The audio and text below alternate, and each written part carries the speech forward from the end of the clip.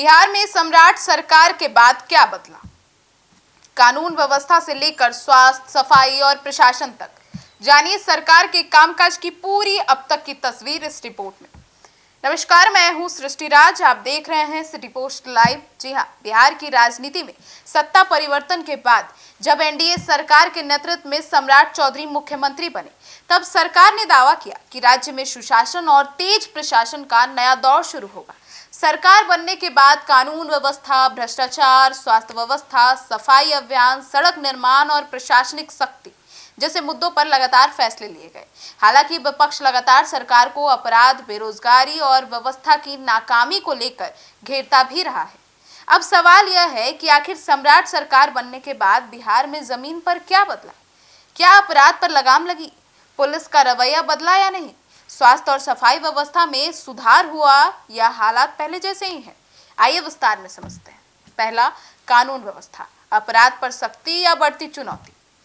सम्राट सरकार के गठन के बाद सबसे बड़ा फोकस कानून व्यवस्था पर दिखाई दिया। सरकार ने साफ संदेश दिए कि अपराध और माफियाओं का राज को किसी भी कीमत पर बर्दाश्त नहीं किया जाएगा। पुलिस को कोई मामले में फ्री हैंड देने की बात भी सामने आई है। सम्राट चौधरी ने साफ कहा, या तो अपराध छोड़ दो या बिहार छोड़ दो। अब बीते 33 दिनों में 7 एनकाउंटर हो गए और उसमें से 5 हाफ और जो है लगभग 7 से 8 एनकाउंटर्स हुए, जिसमें 5 हाफ एनकाउंटर हैं और 2-3 फुल एनकाउंटर हैं। अब आपको बता दें कि माफियाओं पर कार्रवाई तेज हो गई है। भूमि माफिया हो, शराब माफिया हो, संगठित अपराध से जुड़े कई लोगों पर कार्रवाई हुई है। कई जिलों में बुलडोजर की कार्रवाई चली है। संपत्ति जब्ती की खबरें सामने आ रही है। आर्थिक अपराध इकाइयों और विशेष निगरानी इकाइयों का भी सक्रियता काफी बढ़ गया है। लगातार आए दिन जो है वो भ्रष्टाचार लोगों को भी पकड़ा जा रहा है। अपराधियों पर भी गाज गिर रही है। एनकाउंटर्स चलाए जा रहे हैं। पुलिस को फ्री हैंड दे दिया गया है क्राइम पे कंट्रोल करने का। हाल के महीनों में गोपालगंज, पटना, गया, मुजफ्फरपुर, भागलपुर जैसे जिलों में पुलिस ने कई बड़े अपराधियों को गिरफ्तार किया है। कई मामले में फरार अपराधियों की संपत्ति को कुर्की जब्ती करने का भी प्रक्रिया शुरू कर दिया गया है। लेकिन अपराध पूरी तरह से रुका नहीं। हालांकि सरकार की सख्ती के बावजूद भी हत्या, जमीन विवाद, रंगदारी और साइबर फ्रॉड जैसी घटनाएं लगातार सामने आती रही है। विपक्ष का आरोप है कि अपराधियों का मनोबल अभी भी ऊंचा है। कई जिलों में दिन दहाड़े हत्या और गोलीबारी की घटनाओं से सुनकर भी लोग हैरान हैं। अब विशेषज्ञ मानते हैं कि पुलिस की सक्रियता बढ़ी है, लेकिन बिहार जैसे बड़े राज्य में अपराध पर पूरी तरह से नियंत्रण अभी भी बड़ी चुनौती बना हुआ है। कई शादी समारोह में खुलेआम हथियार लहराई जा रही है, तो कहीं अपनी प्रेमिका को उठाकर कहीं और लेके जाया जा रहा है, कहीं मर्डर हो रहा है, कहीं आपसी रंजिश का मामला है, कहीं जमीन विवाद के कारण अपने ही परिजनों का जान लिया जा रहा है।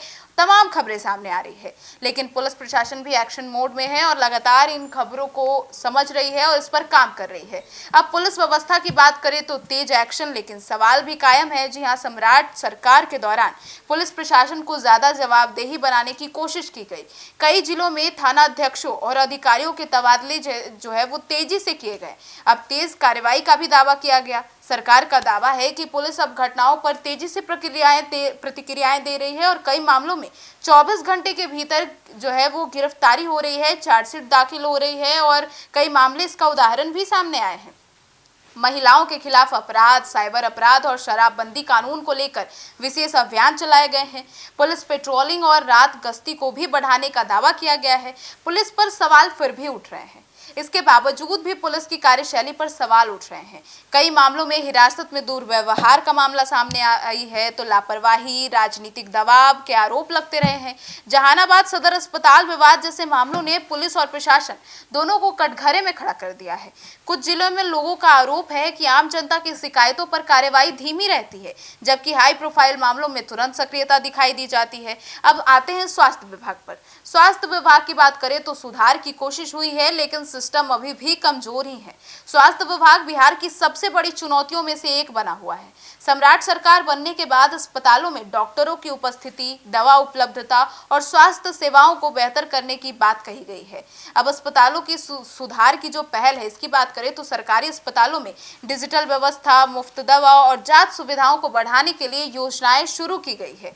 कई जिले में नए स्वास्थ्य केंद्रों और मेडिकल कॉलेजों की घोषणा हुई है। सरकार ने दावा किया है कि एम्बुलेंस एम्बुलेंस सेवा और मातृ स्वास्थ्य सेवाओं में सुधार भी हुआ है, लेकिन जमीनी हकीकत अलग है।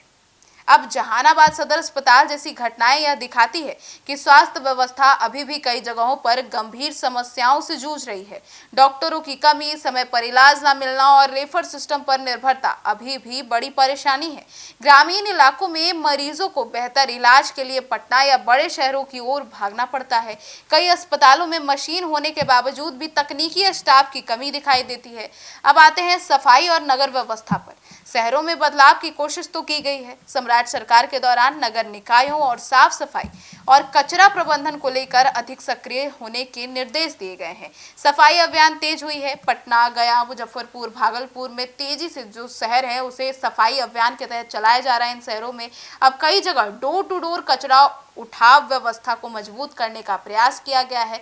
नगर निगमों को जल जमाव और नाले की सफाई को लेकर भी अलर्ट किया गया है, लेकिन कई शहरों में हालत अभी भी खराब है। बारिश के दौरान पटना समेत कई शहरों में जल जमाव की समस्या अभी भी बड़ी चुनौती बनी हुई है।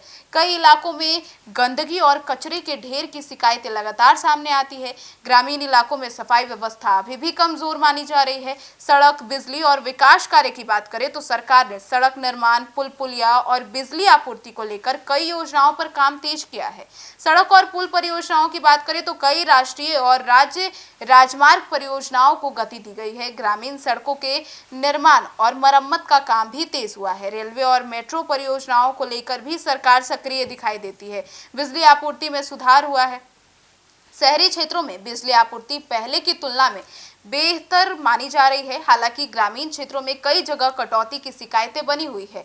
अब शिक्षा और रोजगार की बात करें तो सरकार ने शिक्षा नियुक्ति और सरकारी नौकरियों को लेकर अभियान चलाया है। टीआरई भर्ती प्रक्रिया को तेजी देने का दावा किया है, लेकिन पेपर लीक, परीक्षा विवाद और बेरोजगारी जैसे मुद्दे पर विपक्ष लगातार हमलावर रहता है और ये कहीं ना कहीं सरकार के लिए बड़ी चुनौती है।